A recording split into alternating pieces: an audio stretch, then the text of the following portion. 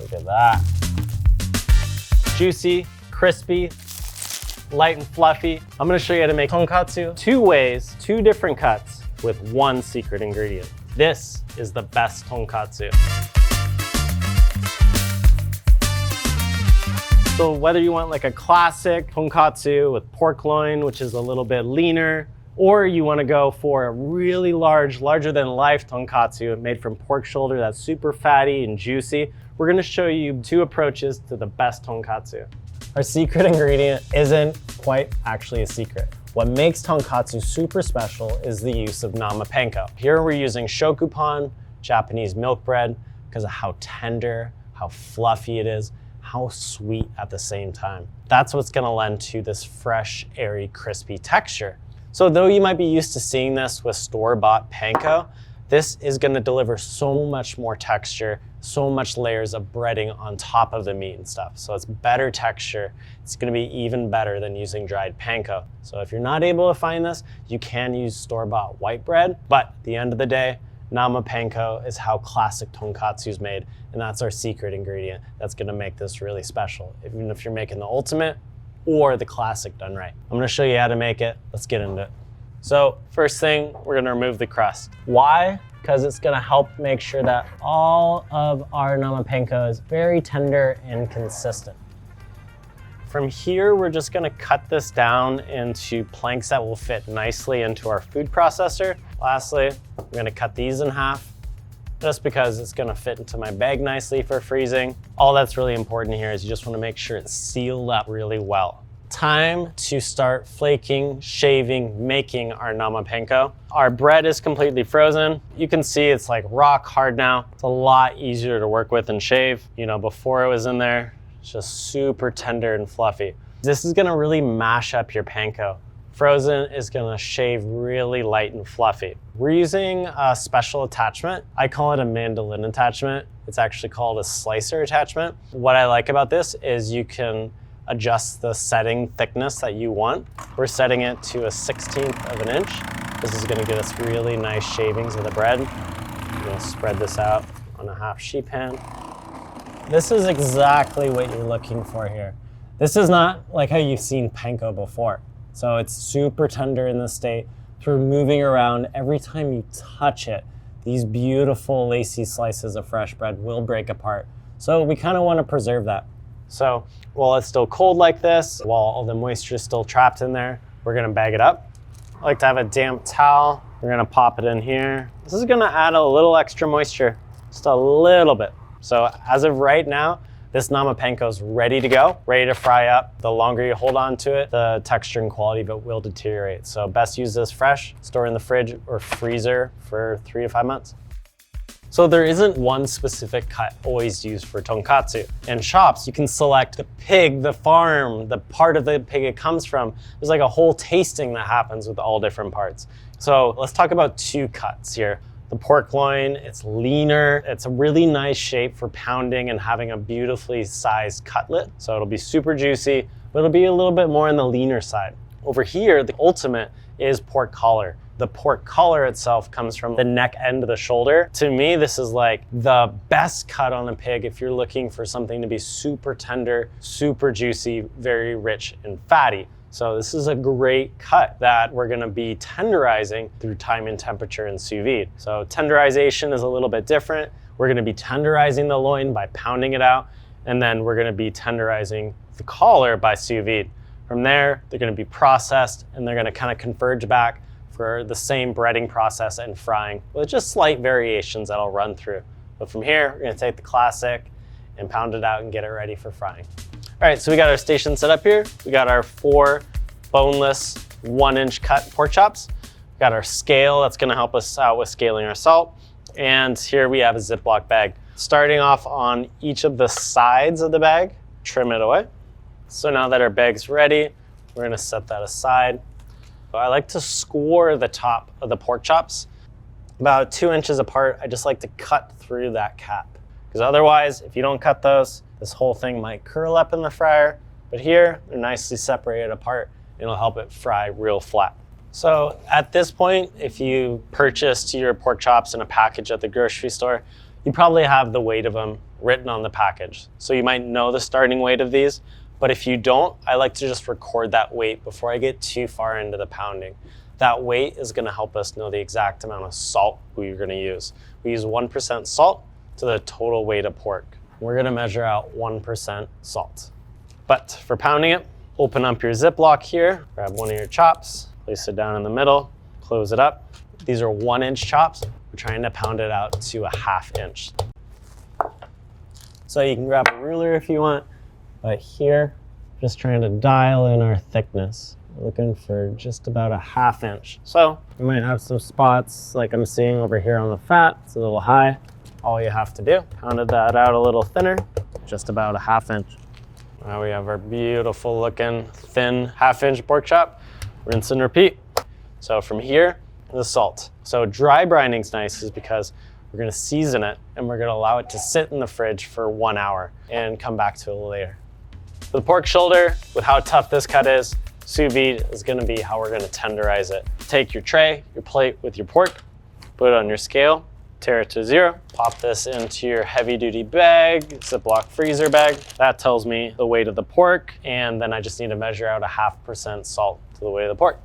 In dry brining, a lot of time you're drying the surface of the meat, but I like to add salt to the bag because it's gonna create a bag brine. So while its juices come out, that's all mixed with it, and it's just gonna jumpstart the seasoning process.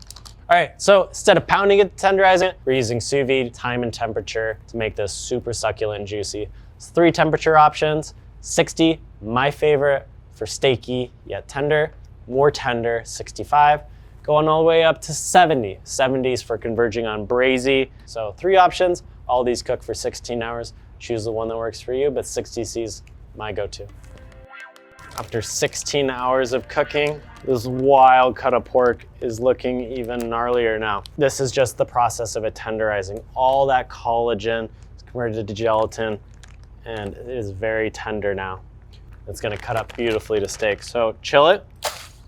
Reason for chilling is it's gonna firm up nicely, allowing us to get really, really clean portions. This is gonna chill for, say, minimum 2 hours. About 4 hours is ideal again for this to chill all the way through to set up the fat. Then we're gonna portion beautiful steaks. So at this point, the pork collar is cooked, chilled, it is firm. But now we are ready to portion. Portioning this while it's cold is gonna be much easier. So you can portion this however you want. You could do nice big cubes if you want. You could cut it back into 1-inch pork chops. I wanna cut it into nice thick 2-inch chops here. Squaring off the end is gonna help us get those nice, beautiful portions. The ruler, you can eyeball it. It's gonna get some nice 2-inch portions. So I would say that is a beautiful looking pork chop. Nice rosy color, really, really well marbled. You can see all that fat. This is a thick bad boy. This would definitely serve too, but it'll be really nice frying it up this way because we'll get beautiful thick slices of tonkatsu. So both of these, the classic, the loin, tenderized through pounding, the ultimate, the collar, tenderized through sous vide, and both of these are ready to be breaded and fried. We need to reheat our chops. So these chops have been cooked at 60 degrees C. To reheat it without running the risk of overcooking, I like to set the bath 5 degrees lower. So got our bath reheated to 55 C. We're gonna take these chops, bag them up. Reheating sous vide is critical for actually serving up warm, tender, juicy, instead of cold in the middle, crispy on the outside. Nobody really wants that.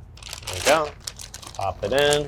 It's just as a general rule, and this is an oversimplification of reheating sous vide. If it's 1 inch thick, about an hour is gonna be enough. 2 inches, about 2 hours is gonna be enough.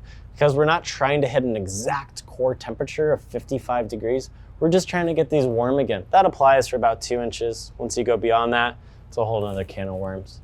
So 2 hours, reheat, we're gonna bread and fry. Breading station. What I like to have on one side is the flour, because that's gonna be the first part of the dredging. This is where the pork is gonna go into first. And then the eggs here. 3-stage breading, can't do it without them. Just beat it well, use a fine mesh sieve, strain it.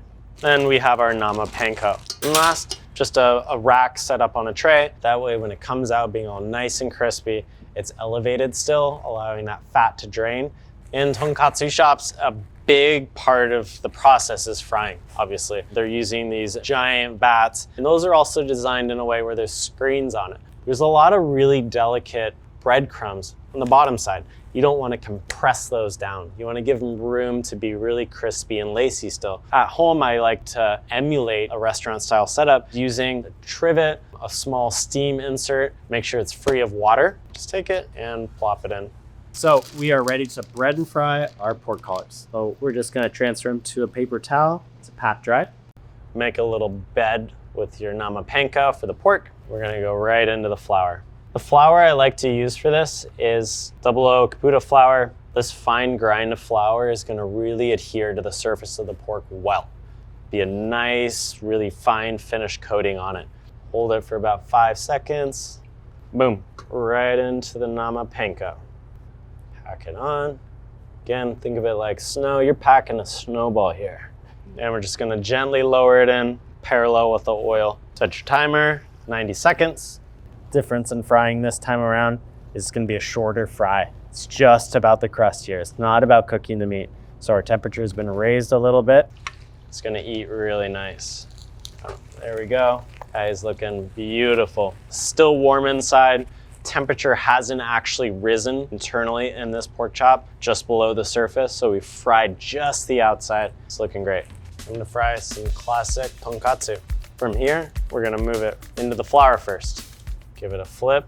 I like to use a pastry brush too. What's good about the pastry brush is you're not wanting to build up too much flour here. Just enough to fully coat the surface, make sure it's thoroughly dried. You're not wanting any clumps. All right, right into the egg. 1, 2, 3, 4, 5, right into the nama panko. Give it a nice press. So then I take this extra nama panko, put it on top. Basically what I'm doing is I'm creating a bed for the second portion. Just working around the sides of it, the freed up nama panko. You're just pressing it onto the pork. This fresh panko adheres really well. Again, because of the moisture. Areas where it's easy to miss in the packing is on the sides. Every time I flip it, I take the excess panko and I scoot it to the side. That frees it up so I can pick it up and pack it back on. It's wild how much nama panko goes into each of these portions. So much moisture, so much surface area and crispy bits on here. Ready to fry? Here we go. When this is frying, it is very, very delicate at this point. It's not crispy yet. It's frying, the moisture's leaving, that's all the bubbles you're seeing. So this isn't something where you're gonna wanna get in there and allow your curiosity to run wild and look at it, move it around, trying to flip it. If you're doing that, you're just gonna be knocking off the breading on the outside. So just be patient. This should take around 3.5 minutes or so. You're gonna lift one up, temp it, see where we're at. Still a little under. So here we're frying for an internal temperature of 130, just about 55 degrees Celsius. Yeah, that might seem pretty low for pork, but we are accounting for there will be carryover in the cook as it rests here for a short period of time, just 1 minute. Lots of shops you'll find too in Japan, the pork is about medium. It's pretty rare looking, pretty pink in the middle, but I know that's not gonna fly with everybody here, so we're looking for it just to be cooked just all the way through, but super juicy still. Hit our target temperature. Now we're gonna come over here to our landing station. There we have it. They're all fried up, ready to go. We're gonna reset here, go head to the cutting board, season these up with our all-purpose umami seasoning, cut them up, we're ready to plate it. All right, it's comparison time. We have our classic versus the ultimate tonkatsu. So both of these are great, but let's look at the differences and compare them. First off, I'm gonna season them up. We got our all-purpose umami seasoning, salt, MSG, totally optional. Comparing these right off the bat, the classic, the surface area from the breading is just craggly beyond all get out. It's nuts. More surface area here. This just giant hunk is just fried really crispy on all sides. Look at that. Cooked perfectly. As you can tell, it's still juicy, still glossy, perfectly cooked pork, so much crust. All right, got the ultimate, the collar. It's a little pink. It's a nice steaky texture to it. There's so many muscle groups right here. We got crust on all sides, super nice. I wouldn't actually say one's the ultimate. If you want the pork to be the star, this is the ultimate version. But the classic, it's classic for a reason. Look at the breading, so much craggly texture. I can't think of another way of cooking where you're gonna find this much craggly bits. This classic, there's lots of crispy tender on this one with each bite. Kind of an extreme ratio of crust to meat. With the ultimate over here, it's juicy, it's succulent, it's really fatty and rich. This is kind of over the top. So one of them isn't more right than the other. This is like New York versus Tomahawk. Both are amazing, one's just over the top. So if you wanna make the classic, takes under an hour, we got the recipe for you. Or if you wanna go to the ultimate using our favorite cut of pork, chefsteps.com, we got both recipes. Let's make tonkatsu. Not tenderloin, tender loins, loin that's tender.